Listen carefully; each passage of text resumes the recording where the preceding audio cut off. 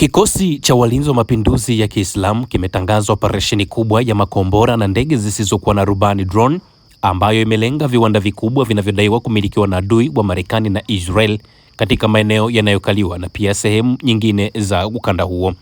Katika taarifa yake, idara ya mahusiano ya umma ya IRGC imesema operesheni hiyo ni hatua ya kulipiza kisasi kufuatia mashambulizi ya hivi karibuni yaliyolenga sekta ya viwanda zisizo za kijeshi za Iran, ikiwa ni sehemu ya awamu ya 85 ya operesheni ya Ahadi ya Kweli sehemu ya 4. IRGC imeeleza mashambulizi hayo kuwa ishara ya heshima kwa ustahimilivu wa wananchi wa Iran pamoja na wafanyakazi wa sekta ya viwanda wa taifa hilo. Kwa mujibu wa taarifa hiyo, vikosi vya majini na anga vya IRGC vimetekeleza mashambulizi ya mfululizo kwa kutumia makombora pamoja na drone na kusababisha uharibifu katika baadhi ya miundombinu ya viwanda inayodaiwa kumilikiwa na adui Marekani na Israel katika maeneo ambayo yanakaliwa na sehemu nyinginezo. Wakati wa operesheni hiyo, IRGC imedai kuwa vikosi vya anga vya adui vilijaribu kushambulia majukwaa yao ya kurushia makombora kwa kutumia ndege za kivita na drone. Aidha, iliongeza kuwa vitengo vya ulinzi wa anga vya IRGC vilidungua ndege ya kimkakati isiyo na rubani ya Marekani aina ya MQ-9 juu ya mji wa Shiraz. Zaidi ya hayo, ndege ya kivita Marekani aina ya F-16 imesemekana kushambuliwa katika eneo la kusini mwa mkoa wa Fars na kuharibiwa kabla ya kutua katika uwanja wa ndege uliopo Saudi Arabia. IRGC imesema kwamba kamandi kuu ya jeshi la Marekani CENTCOM imekiri shambulio hilo pamoja na kiwango cha uharibifu wa ndege hiyo. Katika taarifa hiyo, IRGC imetoa onyo kali kwa viongozi wa Marekani wakisema, tumewaonya watawala wasio na busara wa Marekani kwamba tutajibu mashambulizi dhidi ya malengo ya viwanda. Shambulio hili ni onyo tu. Ikiwa viwanda vitashambuliwa tena, majibu yetu yatakuwa nje ya matarajio yenu. Katika siku hii ya 28 tangu kuanza kwa kile kilichoelezwa kama mashambulizi ya Marekani na Israel dhidi ya Iran, sehemu ya miundombinu ya viwanda ya Iran imeripotiwa kuharibiwa, ambapo maafisa wa Iran wamekuwa tayari wameonya juu ya mashambulizi haya kwamba angekutana na majibu ya kutosha.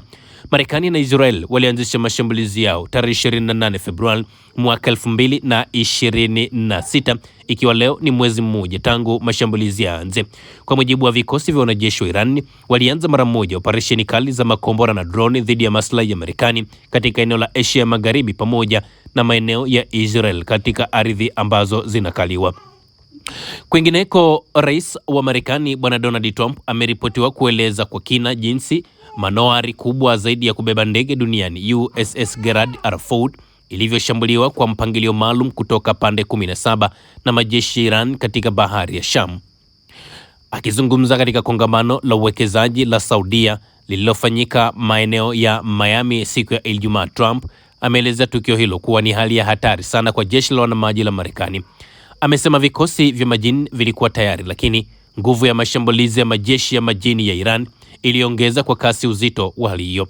Anasema ilikuwa saa 7 usiku, alisema Trump, wakati manowari hiyo ilipoanza kushambuliwa kutoka pande 17 tofauti za Iran. Anasema tulijua tuko hatari, na rais huyo alikiri. Trump amenukuu kauli ya mmoja wa makamanda wa jeshi la majini aliyekuwemo ndani ya manowari hiyo wakati wa shambulizi akisema, walikuwa huku, walikuwa kule, tulikimbia kuokoa maisha yetu, ilikuwa ni mashambulizi mazito zaidi. Manowari hiyo ya kisasa na kubwa zaidi ya Marekani ambayo ilipelekwa Asia ya Magharibi kabla ya operesheni ya pamoja ya kijeshi ya Marekani na Israel dhidi ya Iran iliripotiwa kushika moto mapema mwezi huu. Baada ya tukio hilo, manowari hiyo iliondoka katika eneo lake la operation na kuelekea kisiwa cha Crete nchini Ugiriki, huku wizara ya ulinzi ya Marekani Pentagon ikijaribu kueleza kuondoka huko kama tukio la kawaida lisilohusiana na mapigano. Maafisa wa Marekani wanadai kuwa meli hiyo ilikuwa ikielekea kufanyiwa matengenezo baada ya moto usiohusiana na mapigano kuzuka katika eneo la kufulia ndani ya meli. Hata hivyo, kikosi cha walinzi wa mapinduzi ya Kiislamu IRGC kilikataa maelezo hayo ya Pentagon na kuyataja kuwa ni maelezo ambayo hayana msingi, na wakauliza ni jeshi la aina gani hili ambalo linakumbwa na mgogoro na kulazimika kuondoka uwanjani kwa sababu ya moto ambao umetokea katika chumba cha kufulia. Awali IRGC ilikuwa imeonya kuwa uwepo wa manowari hiyo katika bahari ya Sham ulifanya kuwa shabaha halali kwa majeshi ya Iran, wakisema kuwa uwepo wake katika maji ya kanda hiyo ni tishio la moja kwa moja kwa Iran. Jeshi la Iran pia lilikuwa limeripoti mapema kufanya mashambulizi yaliyofanikiwa kwa kutumia droni na makombora dhidi ya manowari nyingine ya Marekani ya USS Abraham Lincoln. Tuweke nukta hapa na taarifa moja ambayo inahusu janga linalowanyemelea wa Marekani. Wabunge na maafisa wa zamani wa Marekani wameonya dhidi ya kutuma wanajeshi kwenda Iran, wakisema hili ni janga ambalo linainyemelea Marekani. Wabunge pamoja na maafisa wa zamani wa kijeshi nchini Marekani wanaendelea kuonesha wasiwasi mkubwa kuhusu uwezekano wa kupelekwa kwa vikosi vya ardhini vya Marekani ndani ya ardhi ya Iran, ikiwemo operesheni ambayo imeweza kulenga kuteka kitovu muhimu cha mafuta, kwa mujibu wa taarifa ambazo zimetolewa. Ripoti hiyo inaeleza kuwa kuwasili kwa takriban wanajeshi 8,000 wa Marekani katika eneo la Asia Magharibi kumeongeza mvutano wa kisiasa na hofu ya kimataifa, huku watu mbalimbali wakisema kwamba kuna mashaka kama hatua hiyo inaweza kuishinikiza Iran kukubaliana na matakwa ya Washington katika muktadha wa vita vinavyoendelea, wakisema jambo hili kamwe haliwezekani. Ripoti hiyo imemnukuu Richard Blumenthal, mwanasiasa na mwandamizi wa chama cha Democrat katika kamati ya huduma za kijeshi ya bunge, akisema kuwa kikosi hicho hakiwezi kubadilisha kwa kiasi kikubwa fikra za kimkakati za serikali ya Iran.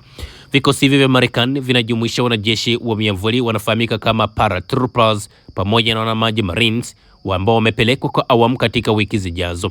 Hata hivyo, wakosoaji ikiwemo maveterani wa vita wa Iraq wameeleza kuwa idadi hiyo ni ndogo sana ikilinganishwa na ile ambayo ilitumika katika uvamizi wa Iraq miaka 20 iliyopita, huku malengo ya operesheni yakibaki kuwa hayajawekwa wazi. Wamekosoa kuwa kuingiza vikosi vya ardhini kunaweza kuongeza muda wa vita badala ya kuvimaliza, na kuonya dhidi ya kupanua kile wanachokiita vita visivyo na mwisho bila mkakati wa wazi wa kutoka katika eneo hilo. Aidha, mjadala umeibuka upya kuhusu uwezekano wa kulenga kisiwa cha Kurg ambacho hupitisha sehemu kubwa ya mauzo ya mafuta ya Iran.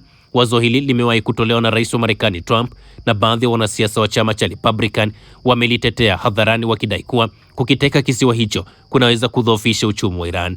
Hata hivyo, kauli hizo zimekumbana na upinzani kutoka ndani ya chama hicho, huku baadhi wakizitaja kuwa ni hatari na zisizo na tahadhari.